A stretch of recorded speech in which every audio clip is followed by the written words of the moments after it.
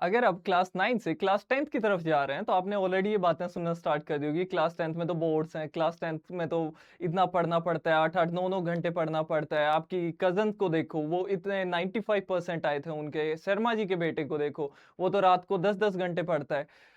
Chill करो, class 10th उतनी भी हार्ड नहीं है। अगर आपने 9th को सर्वाइव कर लिया, क्योंकि 9th कॉन्सेप्चुअली ज्यादा हार्डर थी देन 10th। अगर आपने ये कर लिया है, दैट मीन्स आप पहले से स्मार्ट हो। अगर नहीं भी हो तो साथ में हो जाएंगे ना यार। तो चलिए स्टार्ट करते हैं एंड समझते हैं कि क्लास 10th में आपको करना क्या होगा।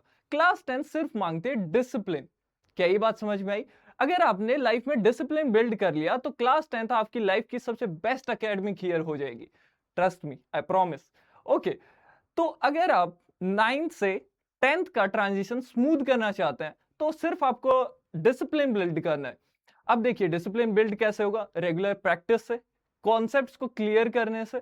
बस दो चीजें अगर आपने कर ली, आपको नई नई बुक्स नहीं लेके रखना है, आपको सिर्फ एनसीईआरटी पे फोकस करना है। अगर आप इतना कर लेते हैं तो ट्रस्ट मी, क्लास 10th आपकी लाइफ की, पूरी लाइफ की बेस्ट ईयर होने वाली है। और 10th क्लास से बेटर क्लास किसी की नहीं होती। अपने सीनियर से पूछो, आज भी वो अपने 10th क्लास को याद करते हैं। तो 10th क्लास बेस्ट क्लास होने वाली है। तो पहले तो रिलैक्स हो जाओ, डरो मत।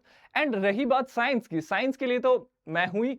अगर गौरव सिंह आपके साथ है तो डरने की क्या बात है। तो चलिए अपन क्लास 10th को बड़े ही स्मूथ वे में स्टार्ट करेंगे। अपन डील करेंगे, सबसे पहला अपना फोकस होगा क्लियर कॉन्सेप्ट्स का। ठीक है, सारे कॉन्सेप्ट्स को अपन क्लियर करते चलेंगे। ठीक है, सेकंड डायग्राम्स का। डायग्राम्स अपने को एक भी नहीं छोड़ने हैं, क्योंकि डायग्राम्स क्या होते हैं? फ्री मार्क्स होते हैं। जितने भी डायग्राम आएंगे सारे अपने दिमाग में छपे होने चाहिए। क्या ये बात समझ में आई? एनसीईआरटी की क्वेश्चन प्रैक्टिस करेंगे कि जो सीबीएसई का पैटर्न चेंज हो रहा है वो उसको कैसे डील करे। ठीक है, डे 1 से अपन स्टार्ट करेंगे कि कैसे अपने को डील करते हुए चलना है। अगर इतनी बातें आप मेरे साथ कर लेते हो सिंसियर होके, तो आपको कोई नहीं रोक सकता। और आपका कमबैक 9th के बाद अब 10th में होने वाला है। तो इस बार कमबैक की तैयारी कर लो। ठीक है, अगर ये सारी चीजें आपने फॉलो कर ली, थोड़ा सा डिसिप्लिन बिल्ड कर लिया, तो आपका ऑरा प्लस होने से कोई नहीं रोक सकता। एंड अगर जो बच्चे डिसिप्लिन बिल्ड नहीं कर पाते हैं, धीरे धीरे उनके मार्क्स में डिक्रीज तो होता ही होता है, प्लस उनके ओरा भी माइनस होता जाता है।